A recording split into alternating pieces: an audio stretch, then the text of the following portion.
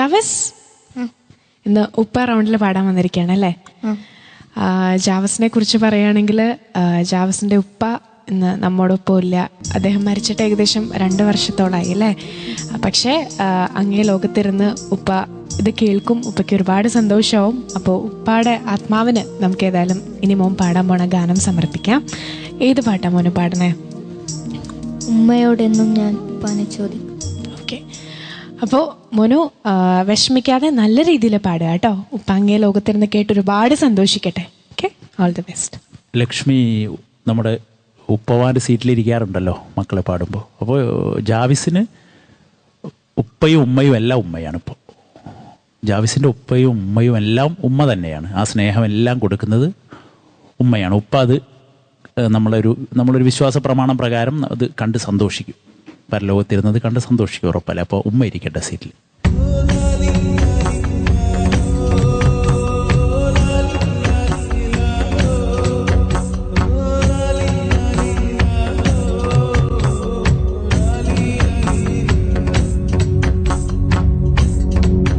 അപ്പോൾ മോനു ഉമ്മയുടെ സാന്നിധ്യത്തിൽ ഉപ്പയ്ക്ക് വേണ്ടിയിട്ട് പാടും കേട്ടോ.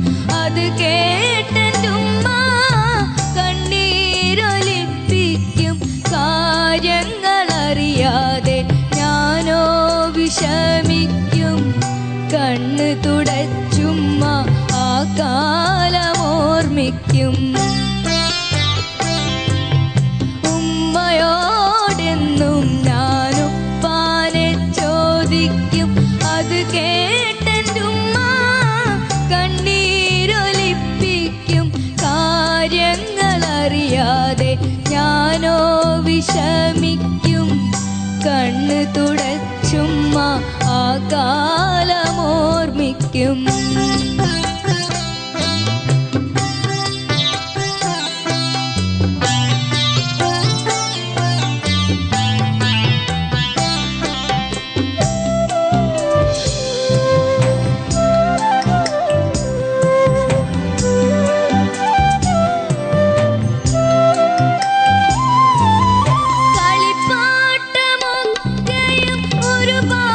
ൊരുക്കി കളിപ്പട്ടം വാനിൽ